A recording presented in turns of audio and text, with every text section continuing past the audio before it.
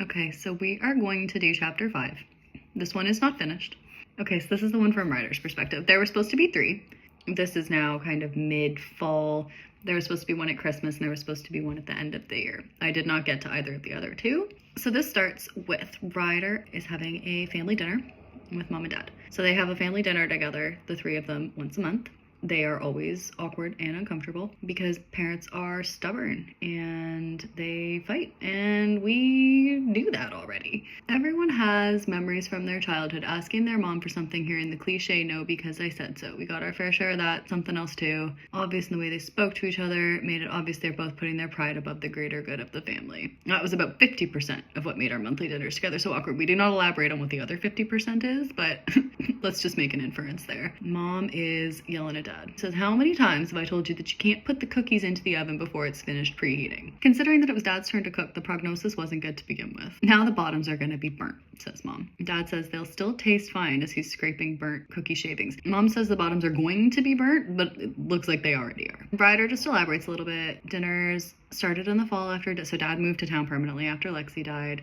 Okay. I feel like this is something that I actually kind of considered happened in the real version, but mom and dad went away for a weekend to see if they could rekindle their relationship, hopeful that the shared trauma would help them reconnect. That's healthy. It ended disastrously. Mom coming home in tears, dad texting me all night asking if he should come over. With all the stress in my own life, I felt like I was counseling 2 clueless teenagers in their relationship. He kind of is. It just about broke me. So Ryder's not okay either. And the thing with Ryder is that I believe I had planned for him to have kind of, not similar, but he was kind of going along the lines of a PTSD storyline. I think my plan was flashbacks for Ryder. Actually, yes, because there is that later on. We do discuss that. So I think that's kind of funny because obviously that became a major part of Lexi's storyline in this. Obviously in the original, there was no PTSD, trauma, that kind of stuff. There was none of that. Maybe there would have been in Titanium if we'd ever gotten to that part. Okay, so mom is still yelling. Oh, right. So mom and dad are not reuniting, but they can't cut each other out.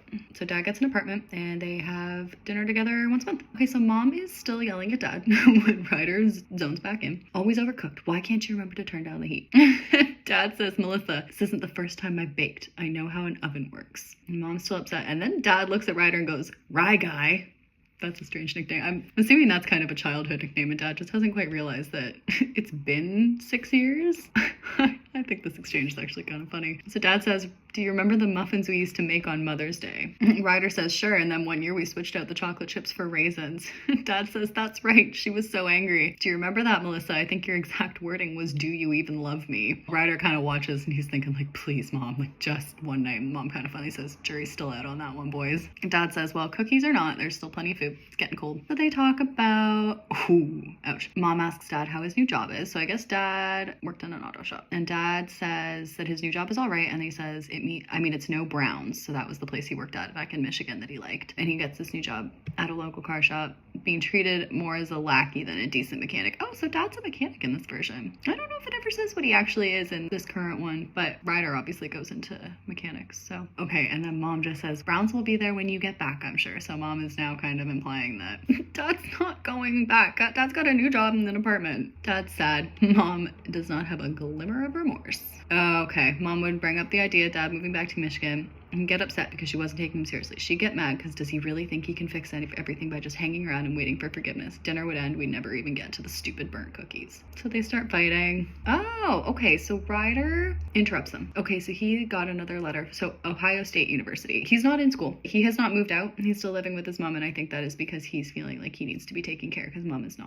obviously not doing well. Oh, okay. So it says he'd hung around for 2 extra years. So maybe that is implying that he wasn't supposed to be there in the first year because it's only been a year. We never discussed why he was still there, but this Ryder's a football player. So Ryder is being recruited, I think, for a football scholarship for Ohio State, but he keeps turning it down because it's far away and his parents don't want him to go. So mom's like trying to push him not to. So Ryder says he's going to go drive down next weekend and look at the campus. Mom just kind of says, "Oh, well, but the program at UPenn is so much closer." Ryder has a little reflection on when he was a kid and he had thought about going to live with dad after the divorce. So basically he's just explaining, because obviously the divorce happened right after Lexi went into remission. So he just talks about, from the start, everybody knew Lexi would stay with mom because she'd obviously just come for, it says 3 months. Wow. That's a short time span. I thought she was sick for longer than that, but apparently it was 3 months when she was a kid. So mom took care of her the whole time, and so everybody kind of knew Lexi was going to stay with mom. And so nobody actually asked if Ryder wanted to go with dad, and basically, yeah, he says they assumed that Lexi and I wouldn't want to be separated. And Ryder says they were right about that. I was in my early teen years. Caring about your sister may not have been cool, but I did anyway. He asked dad at one point if he could live with him, and dad says no. Dad says, I don't think it's a good idea. Your mom and your sister need you. Dad basically says that he's been talking to mom. For the first 14 years of your life, she took care of you as a full-time job. Really? There's no way I'm gonna get custody.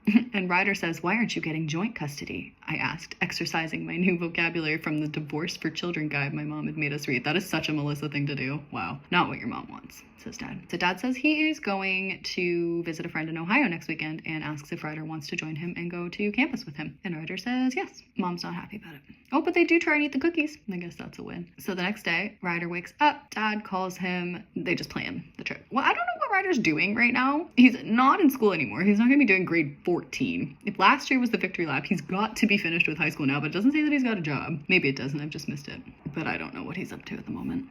He's just fine. He's not fine, obviously, but he's just hanging out and existing because Ryder does not have his own life. Well, apparently he does now. Okay, so they plan the trip. Ryder goes to talk to mom and tells him he's going on the trip. And he feels bad. Well, they have a little heart-to-heart. That's nice. He kind of asks if mom's okay with him going. Mom says, you're all grown up. It's up to you. Yeah, because that's how you've been treating him. He says, I guess, wanted to make sure you're okay. She says, that's not your job. He's like, oh, okay. So since Lexi's death, all he's been doing is taking care of her mom. Oh, right. So then he says sticking around postponing college had been a strategic decision he made on her account, but mom thinks that he stayed because he needs her. But he stayed because he wanted to take care of his mom. Oh, I guess I better go call work. So I guess he is working. Doesn't say what, but then it is Monday morning. Dad comes and picks up Ryder and they go. And dad is, Ryder's going to therapy at mom's request. Same. Dad asks Ryder how mom felt about him coming. Ryder says, I don't know, just didn't say very much.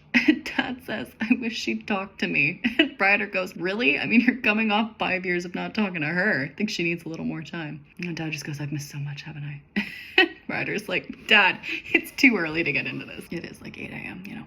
Dad just keeps asking Lexi, or nobody's asking Lexi anything. Dad just keeps asking Ryder about what he should be doing. So he has a therapist named Daniel, and he likes him. Your family suffered an incredible trauma. Setting up the PTSD. Not your responsibility to make that go away. Not for yourself, not for your parents. This is what Daniel has said to him. How do I tell them that? Asks Ryder. And Daniel says, you'll know when you're ready. Well, that's helpful. It's extremely unhelpful. How do I deal with this? He'll figure it out when it's time. Oh boy. Okay. This is now our first abrupt ending. So we make it to Ohio. Dad drives to the university, parks behind a brick building. Ready? Ryder gets out. I was feeling anxious. Seemed like I was about to dive into a tank of sharks, despite the fact that I was still just a little fish with no defenses. We walked into the administrative building and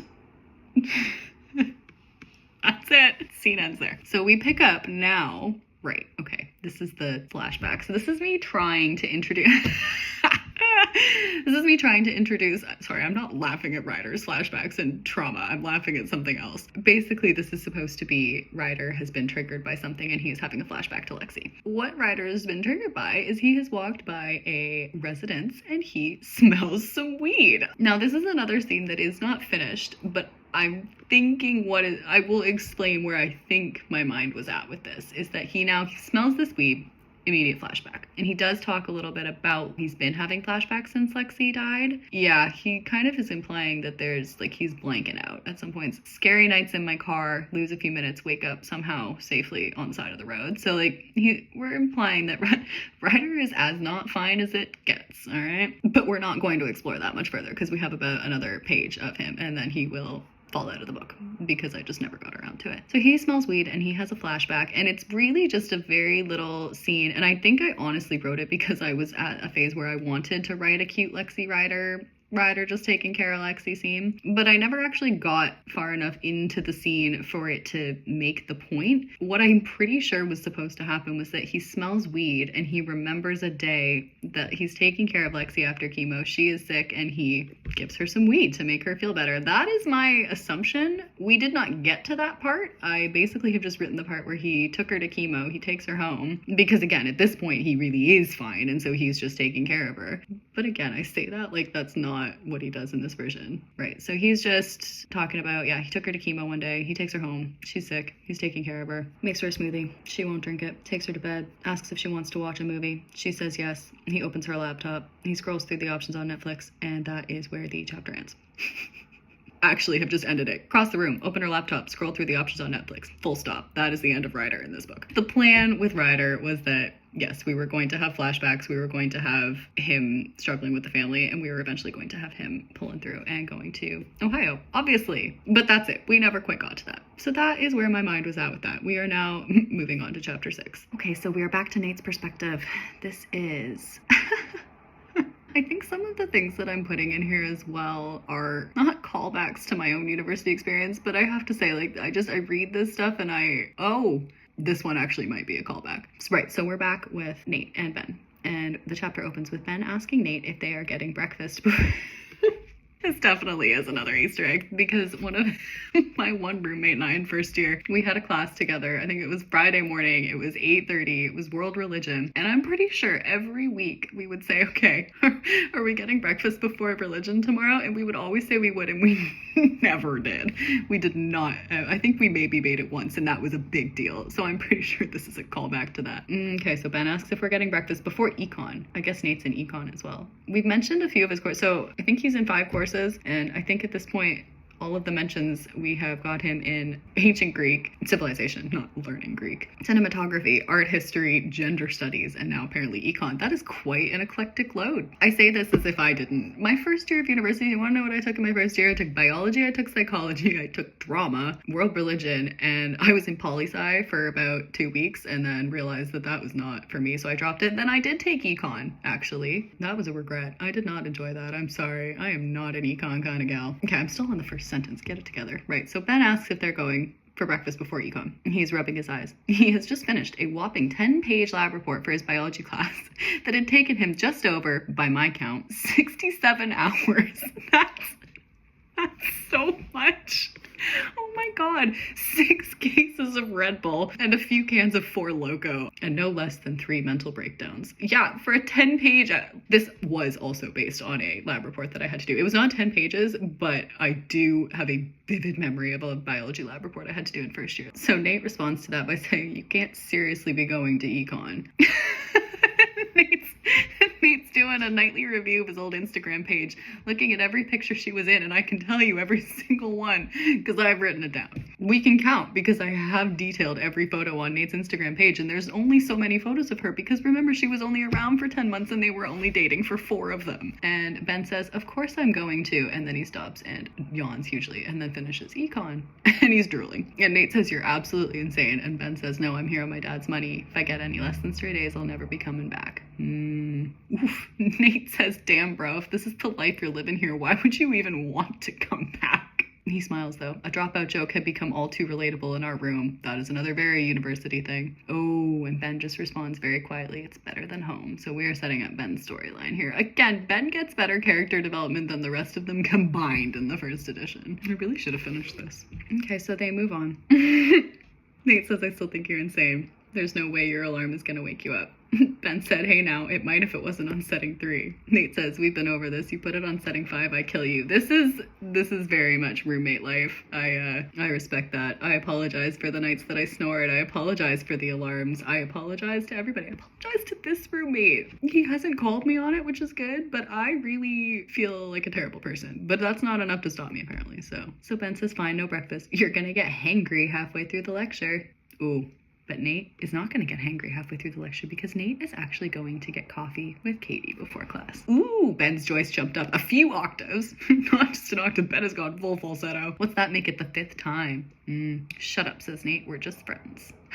Ben says, you don't have to be embarrassed, bro. You're a big boy. You can like whoever you want. And Nate says, it's weird. And Ben says, trust me, I've gotten over my fair share of exes. I know exactly how you feel. And Nate says, yeah, I know you do. Not bothering to tell him how wrong he was. Okay, and this is where we now introduce the whole sleep thing. So Ben immediately falls asleep. Nate kind of seems to be like, wow, you know, I wish I could do that or whatever. Ben has just finished a harrowing lab report. Of course he's tired. Let the man sleep. So Nate can't sleep because of his dreams, I believe. Yeah, he's trying to avoid sleeping. Okay, that doesn't really make any sense because he just said that he's avoiding sleeping because he does not want to have dreams. But then he said that he's trying out different sleeping pills. He's experimenting. So he's going to the drugstore and he's buying all kinds of different sleeping pills. Yes, because that's going to take away your dreams. It's not that he can't sleep, so he doesn't want to sleep. So he's taking sleeping pills. Okay, so he takes something called Easy Dreams, E-Z, like the letters, dreams with another Z, all caps, which also is kind of funny because Easy Dreams, after he's just said that he doesn't want to have dreams, this is...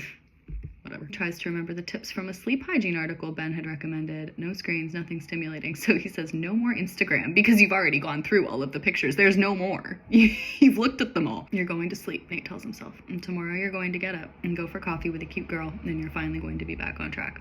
Ben hits the snooze button. So Nate leaves, goes to find Katie. So they go to the student cafe. They meet up and Nate says, is it my turn to buy? Katie says, it sure is. And I was up all night finishing this project for my class. So I will take the biggest size there is, please. Atta girl, Katie. Relatable. Why are your all-nighters always on the day that I'm buying? Nate asks. She says, take it up with the arts faculty. So Nate goes and gets coffee, comes back and Katie is drawing in her planner. And Nate looks over and says, how do you come up with shit like that? Because she's drawing something. And Katie says, fill 100 sketchbooks, you'll be able to come up with shit too. Nate says, are you ever gonna draw me something? Which is very familiar to what he says to Lexi at the start, which is, are you ever gonna play for me? So it says he's been asking her that for a few weeks if she'll draw him something. And Katie says, who says I'm not working on it right now? Patience, grasshopper. Nate says, hey, I'm just excited. My walls need decor. Katie says, you can't rush brilliance, although if you grab me a bear claw, it might speed up the process by a few days. Nate says, is this how you do all your business? Seems a little illegal. And she says, whatever works. I think that's funny still. And Nate basically says, it's so easy to spend time with her. Sometimes he forgets they're not already a couple. And there are moments I have to remind myself I couldn't just lean over and kiss her. That is what Lexi thought in the car. I want to kiss him. Wait a minute. No, we're not a couple. And I've known him for a week. At least she didn't kiss him that night. Maybe she should have. Maybe then we could have avoided this whole thing with it. Maybe they could have had 5 minutes of relationship development before we went to I love you. And a naked I love you. It wasn't even just, you know, a real, like, actual conversation. Like, they didn't have, in this version, our real version, at least they have a conversation about, you know, he says it at kind of the wrong moment. She's like, wait, no, like, don't do this now. And he's like, no, I fucked up. I should have done it a while back. That is not indicated in this version. He is doing it because it's now. That is why he's saying it. Although, oh, sorry, no, that's not true. He loved her before. Because remember, we scared her in a haunted house. But we are not on that anymore. Lexi is long gone. We need to move on. Okay, so Katie then asks if Nate has finished the application for his major. Nate has not. He still can't figure out what he wants to do. Can't find anything that he's interested in, can't take any science courses, and the electives I'd filled my timetable with weren't really holding my attention. I knew none of them would pan out. Period. That is the end of that chapter. Then there are 2 chapters that are supposed to be in between of both Ryder and Nate at Christmas time, and neither of them have been started. So that is the end of the first semester. We have that scene was not supposed to end there, but we just never quite got that scene. Took me a long time. We now are supposed to have a chapter of Ryder at Christmas, and we were supposed to have a chapter of Nate at Christmas. And I have a OneNote document that has planning for it. Oh. Okay, apparently I had planned for Ryder to start having amnesia in this next chapter. Again, this is very similar to Lexi's storyline. Not, but it is. Nate's Christmas is supposed to have a gang reunion. And then there is a comment on one of Nate's, it's just like his storyline brainstorming ideas, and says Christmas gang reunion. And then in brackets, sees Sydney with a question mark. So maybe I had planned to bring her back for a day. That was what those chapters were supposed to be. Ryder was supposed to be having amnesia and Nate was supposed to see the gang and potentially Sydney. But we didn't. We didn't do that. So we pick back up in the new year. We're still on Nate's perspective. There is a different perspective coming up, a very short little bit. We'll get to it. So we start with Nate is coming back to the room, and we start with an all caps Ben going, there he is. Even though I'd been expecting it, I still flinched. Ben asks how the family hold up. Nate says it was something. It was ... something. So clearly I had intended for this to be quite a, oh my God, what is the word that I'm looking for? Eventful. I had clearly intended this to be it was like when I wrote the line about Nate and Lexi's kiss that fateful night at Sebastian's house that I wrote and then realized I now had to somehow figure out there needed to be a fateful night at Sebastian's house. And apparently that was how we got to spin the bottle. So I don't know what I was planning, but apparently it was something. So Nate asks Ben if his dad was impressed with his work ethic. And Ben says the only time he's ever been impressed was when I won the science fair when I was 8. He says, but it was a good break. I could tell he was lying. Let him tell me about all the parties he'd attended and his blackout experience on New Year's Eve. How is he telling you about the blackout experience? Ben asks if they're going out on Friday. And Nate says, I mean, sure, it's a little early to plan though, isn't it? Ben says, never too early to be ready for fun, man. Never too early. And Nate says he's in. Oh, wow. Nate just, yeah, guess I'm in. Okay, I guess Nate's fine now. And Ben says, excellent, I'll go alert the women. Nate responds, the women? How many how many ladies are you bringing to this thing? And Ben says, one for me, one for you. And Nate says, you're not still pining after Maya, are you? You know, she's unbelievably taken. Long distance has nothing on her and Toby. Hey, I'm not saying anything, says Ben. We're just friends. And then Nate has a little moment because he feels like it's weird that Ben's calling Maya his friend, and she's kind of supposed to be my friend, but she's actually not. She's closer to Ben than she is to me, and that's weird. So he's a little upset about that. And then Nate says very casually, so you're inviting Katie too? And he says he didn't want to admit it, but he was excited to see her after the break. And that's where that scene ends. We really are just getting to scenes that I was working on and then I got stuck, and so I just moved on to another scene and we just never came back. So now we're skipping forward to the party on Friday. So partway through first semester, Ben had gotten friends with a couple of second years, and so he goes to their houses for parties. Oh, he joined them a few times, but he prefers to spend the evenings sipping beers alone at his desk and pretending he's studying, staring at pages not reading lost in my head, drinking beer, because when are they not? Okay, I don't know when this is intending to be, because Nate has already agreed to go out, and now he is not wanting to go. Again, he has told Ben that he's not going. So I guess he is trying to tell Ben, last minute excuse, I was close to caving. Didn't have the right. So Ben is, buddy, says Ben. Trying to keep his voice level. He's getting annoyed. Hadn't helped that he'd put back about 6 shots while we've been talking. Damn, Ben. It's like, what's her face? Kylie in Titanium goes to the bar and has 7 shots and then tries to blame her insomnia for not being able to fight. That was weird. That was a weird scene. I don't know where that came from. I don't know where any of this stuff comes from. Again, just wait till we get to the Sorcerer's Children. I know exactly where that came from, but it doesn't make it better. Okay, so Ben is pissed off that Nate doesn't want to come. You spent every weekend studying last semester. Your grades have to be good enough for you to take one night off. So Nate's fooling everyone into thinking that he's studying, which, same. Nate says he didn't sleep well. Ben says, so we'll get you loaded and you'll black right out tonight. Problem solved. Oh, Ben. Okay, so Nate says he'll come for a bit, and Ben says yes in all caps with 1, 2, 3, 4, 5 yeses at the end. Only 1 exclamation mark. Oh, and hugs him. Knocks him onto the bed, hugging him. Obviously, he's very drunk at this point. 6 shots. You won't regret this, little buddy. I think I already do, says Nate. But Ben is too busy drinking to hear him. And so they do another shot. Ben turns around with 2 shots. Nate thinks he's gonna down them both, but then he gives him one. So they go to the party, and let's go find the girls. Maya just texted Ben that they're in the kitchen. And Nate is kind of jealous that Maya texted Ben instead of him, even though Maya, they're not talking, really. And why hadn't Katie texted? Maya was already plastered. Gives Ben a hug, and then turns to Nate and says, you came. And he says, of course I did.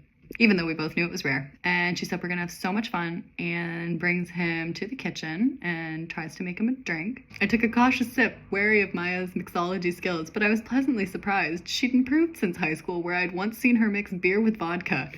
In quotes, just because I can. Oh, Maya. Oh. And Nate turns around and he sees Katie talking to another guy. So he goes to see her. Oh, okay, so she comes up and gives him a hug, and he looks at her, and she's really drunk. And he's never seen her like this before, but she's drunk for the first time. So she comes up, gives him a big hug. He kind of looks at her, and he's like, oh, whoa, like you don't look like yourself. He's like, are you okay? She grabs his hand, just like Maya would have, and brings him to the living room. She said, come dance. I've been so excited for you to get here. And Nate just says, like, are you sure you're all right? Nodded, still grinning wildly, started to laugh, head tipping back so her hair nearly touched her butt. Didn't usually wear it down. Nate's surprised at how attractive he finds it. Katie says, you're too tense. You need to drink up. Ooh, and so Nate downs his drink. It says, guess I better go refill. If you can't beat him, join him, he thinks. Go, Nate. So he goes in, sees Katie. So he asks if she wants to go back to dancing. She says, actually, I was thinking we could get some air, just for a few minutes. So they go outside. Okay, this is an interesting conversation. Katie says, I'm glad you came. This wouldn't have been as fun without you. He says, I'm glad too, and he actually means it, because he actually likes spending time with her. He's like, he likes her, obviously. She says, I'm really glad I met you. You're one of the coolest people I know here. And he says, back at you.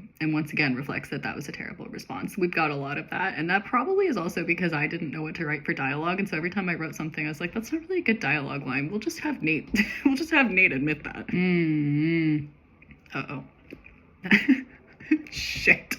So Katie then says, in fact, you might be one of the coolest people I know in general. Is he though? He's not doing anything. And I get that right now, obviously he is not in a good place, but even back in high school, he didn't really do a lot. He plays guitar and he's in the band, sure, but we never explored that. Right, so Nate says that's really sweet. Does not compliment her in any way, shape, or form. She's too drunk to be reasonable. He wants to leave all of a sudden. He's like, he thinks that she's gonna do something without thinking, which she is. And Katie then says, have I ever told you about my brother? I racked my brain trying to remember if she'd ever mentioned a sibling, but I drew a blank. She definitely did, because you remember her origin story? It was because her brother was really sweaty that she hung out in the art studio. That's why she is doing what she's doing, because she had a brother. But Nate draws blank. Okay, so Katie says he's the greatest, but he wasn't the easiest housemate growing up. And Katie's brother has autism. That was not, I didn't even realize that when I started working on this new version. I did not actually put that together. Parents were looking for ways to help him. Katie couldn't really have her own life because everything in the house was about him. Sounds a little familiar. Couldn't have friends over. Strange people made him upset. Then he'd have a meltdown. This could get really bad. Wow. Okay. Again, this is not intentional, but she says she was isolated. Not his fault. Don't blame him. Nate says that sounds really hard. Oh, and Katie says, that's why I've never had a boyfriend. Nate says, all of a sudden I knew where this story was going. Katie said it was just too complicated. And Nate says, I don't really know what to say. Because I didn't. And he says, I'm sorry. And Katie says, don't be. Like I said, no one's fault, just the way it is. Nice to have my own life. This is very Lexi. Wow. I bet, says Nate. Felt like it's all about him. Now I get to think about myself too. Wow, this really is. This is so not intentional. I didn't remember this until much more recently. This is so not actually intentional. But yeah, Katie's got her own life and she feels kind of bad. Nate says, it's not selfish if that's what you're thinking. She says, I love my brother. I know, I replied, even though I really didn't. I was starting to feel like I didn't know her as well as I thought, and we stop there. Now we move to the next paragraph, which is the same interaction. I've just not got the in-between part, because now what has happened is that Katie kisses him. Duh, we could have seen that one coming a mile away. I don't know how much I had planned to have happen in between these two paragraphs, but I didn't finish the sentence in the first one. That's consistent. Still doing that. I wonder how many unfinished lines. I don't think I found any yet. I'm sure there's some coming. Nate doesn't want to kiss her, but Katie kisses him. She moved before I could say anything. All of a sudden, her lips were on mine. That is where that paragraph ends. That scene was not supposed to end there. Nate was supposed to pull away and Nate was supposed to leave. He was supposed to get up, not a word, and he was gonna go. I never got to that part. So now we skip ahead to, I don't know how much time has passed. They have not talked. Just as I was thinking about getting off my ass, starting some homework, gentle tap on the door. So Nate is in his room and Katie shows up and apologizes. He says, me too. So Katie just says, I thought you felt the same way. He said it's complicated. And he has not told her. Wanted to be strong enough to talk about it, but can't. He just can't. So Katie comes into the room and asks if he wants to talk about it, which he has just told us that he very much does not. So he says, Katie's never been in his room before. And before Nate can say anything, she sees a photo on his bedside table and picks it up and says, oh my God, is this your girlfriend? And Nate kind of reflects for a minute and says, I could have told her, would have saved me trouble, but a lie is easier. So he responds and he says, yeah, that's Lexi. And Katie says, why didn't you tell me? I don't know. I guess it just hurts to think about her since I don't get to see her much anymore. At least I wasn't technically lying. That is all right. I can't argue with that. You're not. You don't see her much. Sees her in those dreams. Important detail that he's leaving out, but Katie didn't seem to notice. Right, so Katie now thinks that they're in long distance, obviously, and she says, I never would have. But also, if he was still dating Lexi and they were doing long distance, like, they've been pretty obviously flirting, and it actually wouldn't be very cool of him. But we all know that that's not an issue for Nate, because remember, he was flirting real hard with Lexi while he was with Sydney, because, you know, he agreed that a haunted house was a good idea on Halloween. That was the extent of their flirting. Okay, so he describes the picture. Oh, the picture is from the road trip.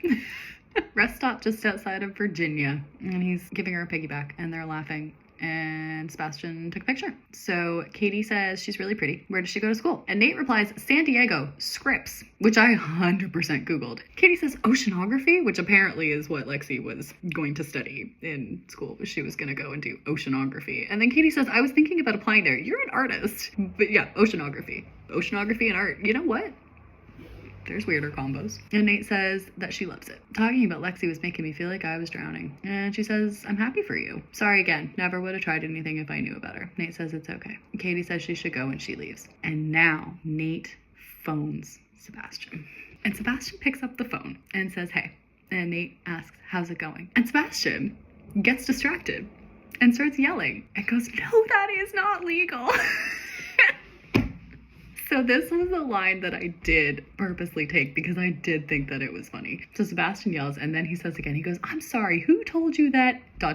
and I'm dead. And then there's a pause. He says, yeah, you keep telling yourself that, Matt. And then he goes out, says, sorry, Nate, stupid floor mates cheating at COD. Right, so Sebastian goes out in the hall and immediately notices that Nate is upset. And so he asks if he's okay. Nate says, not really. And then says, Maya told you about her friend Katie, right? So I guess Maya and Sebastian are still in contact. Sebastian says, yeah, she mentioned her. Nate says, she tried to kiss me last weekend. And Sebastian says, shit, man, what did you do? And Nate says, I ran like hell. So there you go, because apparently that's what he did. We didn't get to that part, but there you go. Confirmation. Sebastian says, you haven't told her? And Nate says, well, I kind of did, but I may have left out a few details. Sebastian goes, dude. And Nate says, you of all people know how hard this is to talk about. And Sebastian says, just don't be an asshole to her. It's not her fault. She wasn't there. And that's reasonable. Nate says, I'm not. I just didn't feel ready all right. And Sebastian says, I get it, but you feel guilty clearly or you wouldn't have called. Nate says, that's not why I called. I just don't know who else to talk to. Nice. Yeah. You miss her, says Sebastian. Duh. I always miss her, says Nate. I know, I do too. Look, man, I know it sucks. You should tell this girl the truth. I mean, do you like her at all? And Nate says, she's awesome. I just don't know if I'm ready. Sebastian says, you'll never know unless you try. I know that doesn't help, but it's true. And Nate says he feels like he's betraying Lexi. And Sebastian says, you know, she'd want you to move on. Nate says, easier said than done. And Sebastian says, what can I do? And Nate says, I don't know. Tell me to get it together. And Sebastian says, we're going to get through this, buddy. And Nate cries. That's not... Again, I definitely wrote this scene. This was one of the first scenes that I wrote on the entire thing. And I had not quite established the fact that Nate is not supposed to have cried. Like, at all. That is an important detail. But apparently he cries here. We'll get there, says Sebastian. I'll see you soon. Then they hang up. Ooh, this is another line that I liked. Nate lies down and he looks at the picture of Lexi. He says, it really sucks down here without you. I told the picture on my nightstand. It didn't reply. We've made it to the only other chapter that is from another person's perspective. We have made it to Maya's chapter because Maya gets a chapter in this one. But we're going to pause it there. It is going to get even more dramatic pretty soon. All right. Good night.